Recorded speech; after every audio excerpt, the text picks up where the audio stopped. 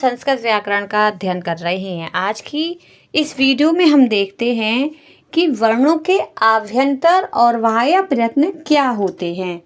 प्रयत्न किसे कहते हैं? तो प्रयत्न जो होता है वर्णों के उच्चारण करने की चेष्टा को प्रयत्न कहते हैं। प्रयत्न दो प्रकार का होता है, आभ्यंतर प्रयत्न, बाह्य प्रयत्न।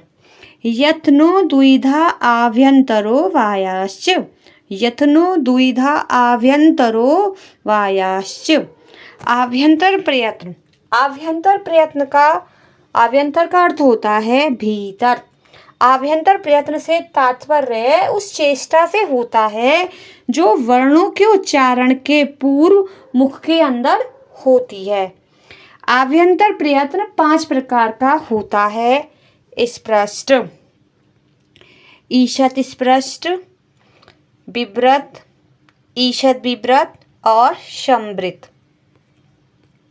अब हम देखते हैं जो स्पष्ट है वो क्या होता है। तो स्पष्ट जो प्रयत्न होता है, इस आभ्यंतर प्रयत्न में जीवा जो है कंठ, तालु, मूर्धा, दंत आदि उच्चारण स्थानों को स्पर्श करती है, इसलिए इन्हें स्पर्श वर्ण कहते हैं।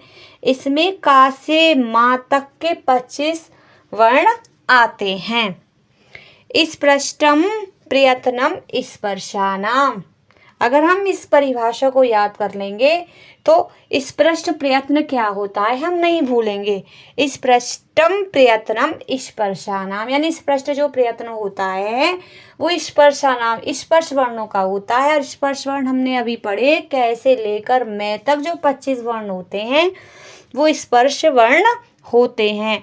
स्पष्टम प्रयत्नम स्पर्शानाम।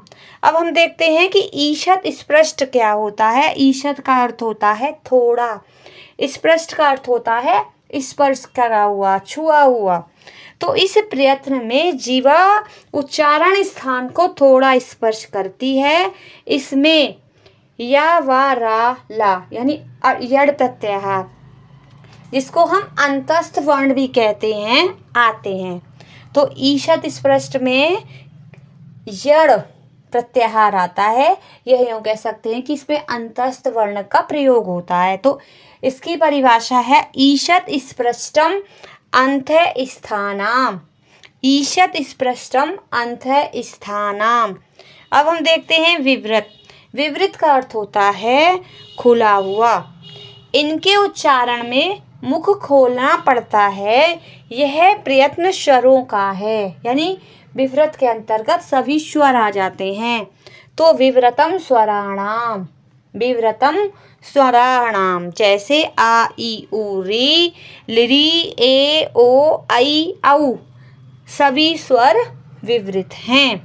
अब हम देखते हैं कि ईषत् विवृत क्या होता है। अभी हमने पढ़ा कि ईषत् का अर्थ होता है थोड़ा, विवृत का अर्थ होता है खुला हुआ। तो इसमें जीवा को तो ऊपर उठाना पड़ता है, थोड़ा ऊपर उठाना पड़ता है। सल अर्थात तालव्य से, मूर्धन्य से और दंत्य से और है, इन 4 मूस वर्णों का प्रयत्न जो है वो ईषत् विवृत होता है। ईषत् विवृत प्रयत्न होता है ऊष्म वर्णों का या सल प्रत्याहार का। तो इसकी परिभाषा है ईषत् विवृतम ऊष्मणाम, ईषत् विवृतम ऊष्मणाम। अब हम देखते हैं संवृत। संवृत का अर्थ होता है ढका हुआ या बंद। इसमें वायु का मार्ग बंद रहता है। प्रयोग करने पर अर्थात उच्चारण अवस्था में ह्रस्व ए का प्रयत्न संवृत होता है। यानी वैसे सभी स्वरों का प्रयोग होता है वो विवृत के अंतर्गत आता है, लेकिन उच्चारण की अवस्था में ह्रस्व ए का जो प्रयोग होता है वो संवृत के अंतर्गत आता है। ह्रस्वस्य अवर्णनीय प्रयोग संवृतम, ह्रस्वस्य अवर्णनीय प्रयोग संवृतम। किंतु शास्त्रीय साधनिका प्रयोग सिद्धि अवस्था में ए का प्रयत्न अन्य स्वरों की भांति, यानी शास्त्रीय अवस्था में जो लिखित में ए का जो प्रयत्न है वो अन्य स्वरों की भांति विवृत ही होता है। प्रक्रिया दशायाम तो विवृत में। अब हम देखते हैं आभ्यंतर प्रयत्न तालिका। तो इस प्रश्न में हमने पढ़ा कैसे मैं तक, का खा गा घांगा, चा छा जा झाया, टा ठा डा ढा ड़ा, ता था दा धा ना, पा फा बा भा मा। ईशद विवृत में हमने पढ़ा अंतस्थ वर्ण होते हैं इसमें, या यण प्रत्याहार हम इसको बोल सकते हैं, या वा रा ला। विवृत में अच के अंतर्गत सभी स्वर आते हैं, तो आ ई उ री ए ओ आई औ यानी सभी स्वर विवृत होते हैं, और समृत में उच्चारण अवस्था में ह्रस्व ए समृत हो जाता है।